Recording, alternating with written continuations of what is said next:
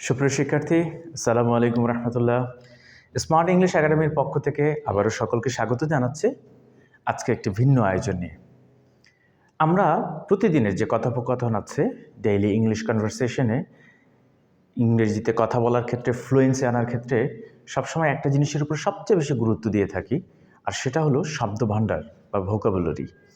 Vocabulary আসলে যার যত বেশি স্ট্রং সে তত বেশি ইংরেজিতে কথা বলতে পারদর্শী, কারণ তার ওয়ার্ড স্টক অনেক ভালো, সে অনেক ওয়ার্ড জানে, যার ফলে কোথায় কোন শব্দটি ব্যবহার করতে হবে সেটি সে খুব ভালোভাবে আয়ত্ত করতে পারে। এর কারণেই সে ইংরেজিতে কথা বলাটা তার জন্য সহজ হয়ে যায়। সুপ্রিয় শিক্ষার্থী, আজকে আমরা স্মার্ট ইংলিশ একাডেমি এরকম একটি আয়োজন করছি। এটি নিয়মিত ধারাবাহিকভাবে চলতে থাকবে। প্রতিদিন, খুব বেশি নয়, আমরা একটি শব্দের 5টি করে ওয়ার্ড, খুব সহজ কাছাকাছি মিনিং যেগুলো সিনোনিমস, এই 5টি করে ওয়ার্ড আমরা শিখব। প্রথমেই আজকের আমাদের শিক্ষণীয় যে ওয়ার্ডটি রয়েছে যেটি আমরা শিখব, আমরা দেখতে পাচ্ছি abandon. Abandon, that is verb. Abandon এর অর্থ হচ্ছে to leave somebody or something for permanently, এরকম কিছু, অর্থাৎ ত্যাগ করা, যেটা আমরা বাংলায় বলি। যেমন এখানে এক্সাম্পল স্বরূপ আমরা দিয়েছি, the thief abandons an empty box daily. The thief abandons an empty box daily, এবং এটা দ্বারা আমরা বুঝতে পারছি যে প্রতিদিন একটা করে এমটি বক্স ফেলে দেয়া বা ত্যাগ করা বা ছেড়ে দেয়া কে করে না? একটা চোর। যা হোক, আমরা এখানে সিনোনিমগুলো একটু জেনে নিই। অ্যাবান্ডন, অ্যাবান্ডনের সিনোনিমস রিজাইন, রিজাইন, ডিসকন্টিনিউ, আবারও বলছি ডিসকন্টিনিউ, লিভ, তারপর কুইট, আমরা জানি যে কুইট, কুইট করা। আরেকটি আছে ডিসকার্ড। আমি বেশি দেইনি, শুধুমাত্র 5টি দিয়েছি, এবং এই 5টির ব্যবহারকে আমরা এখানে দেখব।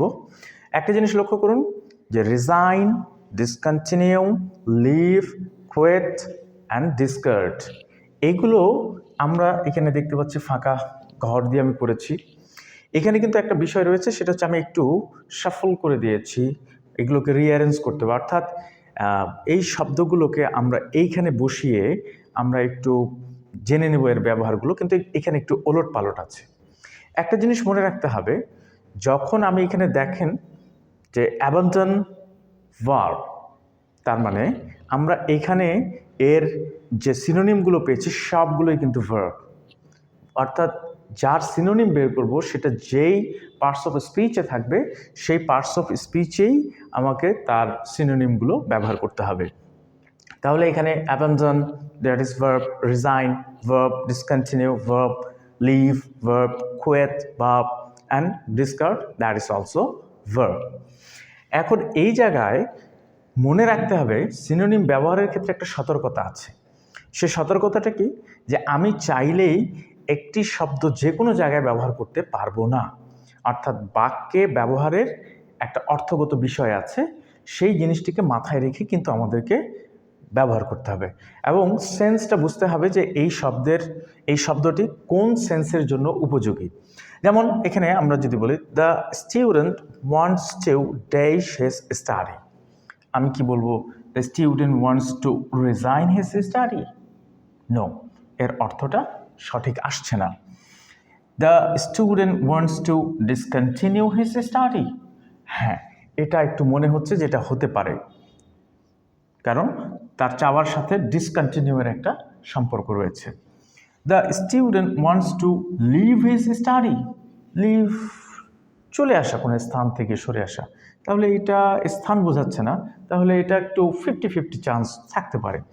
The student wants to quit his study, সে কি একেবারেই ত্যাগ করতে চায়? এই সেন্সে হলে হ্যাঁ, এটাও হতে পারে। The student wants two discard his study, না, এটাও হবে না, এটা উপযুক্ত মনে হচ্ছে না। তাহলে আমরা এখানে সবথেকে বেশি উপযুক্ত যে শব্দটি সেটি হচ্ছে the student wants to discontinue his study, অর্থাৎ এটা একটা চলমান প্রক্রিয়া, সে আর পড়াশোনা করতে চায় না, এটাকে চালাতে চায় না, এই জন্য আমরা এটিকে মার্ক করলাম।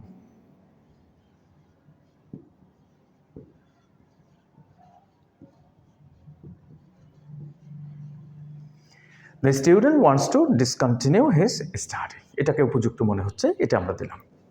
এরপরের সেন্টেন্সে আসি, his family dash him for drug addiction. কি বলতে পারি, যেহেতু এটা হয়ে গেছে বাকি থাকে আমাদের চারটা। His family resign him for drug addiction? No. His family leave him for drug addiction? হতে পারে। His family quit him for drug addiction? No. অথবা his family discard him for drug addiction? হ্যাঁ, this is true. এখানে সব থেকে উপযুক্ত শব্দ discard, এই জন্য আমরা এখানে দিলাম ডিসকার্ড। এর কারণ হচ্ছে যে ডিসকার্ড এমন একটি শব্দ যেটা একেবারে আবার পার্মানেন্ট নয়, তাকে লিভ করেছে, তাকে হয়তো সুযোগ দেবে, আবার হয়তো সে আসতে পারে, এই জন্য এই সেন্সের সাথে ডিসকার্ড শব্দটি বেশি যায়। তো এখানে আমরা একটু চেঞ্জ করছি, সেটা কি, এটা পাস্ট ফর্মে করে দিলাম, কারণ এটা প্রেজেন্ট ফর্মে হবে না। His family discarded him for drug addiction, তাকে ছেড়ে চলে গিয়েছে, এরকম তাকে ছেড়ে দিয়েছে তার ড্রাগ অ্যাডিকশনের কারণে, এই জন্য আমরা সেন্স অনুযায়ী এখানে পাস্ট ফর্ম বসালাম। তাহলে আমাদের এখান থেকে ডিসকন্টিনিউ হয়েছে, ডিসকার্ড হয়েছে। এরপরে আমরা আসি, some students dash school after 5 PM। তো বাকি তিনটা, the students resign school after 5। No, কেন?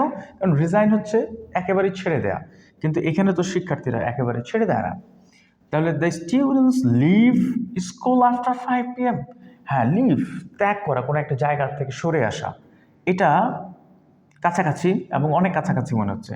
আরেকটা হচ্ছে the students quit school after 5 PM। No, এটাও সঠিক নয়, কারণ হচ্ছে কুইট মানে আমরা জানি একেবারেই শেষ করে ফেলা, ছেড়ে দেয়া। তাহলে এখানে সব থেকে সঠিক উত্তর যেটা, সেটা হচ্ছে লিভ। তাহলে some students leave school after 5 PM। তাহলে আমাদের বাকি থাকে দুটো, একটা রিজাইন আর একটা কুইট। দেখি আমরা এখানে, the home minister has dash from the cabinet. তাহলে এখানে আমরা কি বলবো, কুইট, শেষ করে ফেললো? নো, এটা হচ্ছে যেহেতু তিনি একটা পদে স্থলাভিষিক্ত আছেন, সেখান থেকে যখন সরে যাবেন, তাহলে সেক্ষেত্রে রিজাইন শব্দটি হচ্ছে সব থেকে উপযুক্ত। যেহেতু এখানে আমরা হ্যাজ দেখতে পাচ্ছি, অর্থাৎ এখানে verb to have has had থাকলে এর পরের ভাবটি আমরা সবসময় জানি অ্যাক্টিভ ভয়েসের ক্ষেত্রে, এর পরের ভাব অ্যাক্টিভ হোক প্যাসিভ হোক, এই হ্যাভ হ্যাজ হ্যাডের পরে আর পাস্ট পার্টিসিপল ফর্ম বসে। তাহলে আমরা রিজাইনটাকে পাস্ট পার্টিসিপল ফর্মে করে দেব,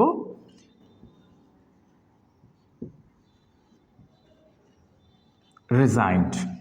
তাহলে the home minister has resigned from the cabinet. তাহলে আমরা এখানে বুঝলাম যে এটা উপযুক্ত। এরপরে আমাদের বাকি থাকে কুইট। কুইট অর্থাৎ ফিনিশ। সো এখানে কি বলেছে, if they don't enhance my salary I shall or I will quit the job. অর্থাৎ আমি যে জবটা করছি সেটি ছেড়ে দেব। কেন? শর্ত হিসেবে দিয়েছে যে আমার যদি স্যালারি ইনহ্যান্স না হয়। তাহলে এই ক্ষেত্রে আমরা দেখতে পাচ্ছি যে কোনো একটি স্যালারি, কোনো একটি মানে কি বলবো, চাকরিকে লিভ করা বা ছেড়ে দেওয়ার ক্ষেত্রে সব থেকে উপযুক্ত হচ্ছে কুইট। এই জন্য আমরা এখানে কি দিচ্ছি, কুইট। তো এইভাবে আমরা শব্দগুলোর ব্যবহার যদি শিখি, তাহলে আমরা কি করব, আমরা খুব সহজেই আমাদের ডেইলি লাইফে যে শব্দ ভাণ্ডারগুলোকে আমাদের ইনক্রিজ করা দরকার, ডেভেলপ করা দরকার, একই সাথে আমরা এগুলোকে প্রয়োগ দিকটাও দেখাচ্ছি। তাহলে আজকের আমাদের ফাইনালি আরেকবার চলে আসি। আমাদের মূল শব্দ ছিল অ্যাবান্ডন। অ্যাবান্ডন, অ্যাবান্ডন এটি হচ্ছে একটি ভার্ব এবং এটা দিয়ে একটা সেন্টেন্স আমরা তৈরি করে দেখিয়েছি, the thief abandons an empty box daily. এবং এই অ্যাবান্ডন শব্দের সিনোনিমস আমরা 5টি দিয়েছি। সেই সিনোনিমসগুলো হচ্ছে resign, discontinue, leave, quit and discard. এই 5টি শব্দ এবং সেই 5টি শব্দের আমরা প্রয়োগ দেখেছি। The student wants to discontinue his study, his family discarded him for drug addiction. Some students leave school after 5 p.m. The Home Minister has resigned from the cabinet. If they don't enhance my salary, I will quit the job. এখন আপনাদের পালা। আমাদের ভিডিওর যে comment box রয়েছে সেই comment বক্সে আপনারা এই 5টি শব্দ দিয়ে আপনারা 5টি সেন্টেন্স এইগুলো বাদ দিয়ে আপনারা আপনাদের মতো করে 5টি সেন্টেন্স তৈরি করে সেই কমেন্ট বক্সে আপনারা লিখে দিতে পারেন। সেখানে আমরা আপনাদের সেই কমেন্টগুলোর অ্যান্সার দেব সঠিক হয়েছে কিনা। সো সবাই ভালো থাকবেন, সুস্থ থাকবেন। স্মার্ট ইংলিশ একাডেমির পক্ষ থেকে আজ এ পর্যন্তই। আবারও দেখা হবে ভোকাবুলারি নিয়ে, আরও অনেকগুলো শব্দ নিয়ে প্রতিদিন। ভালো থাকবেন। আসসালামু আলাইকুম।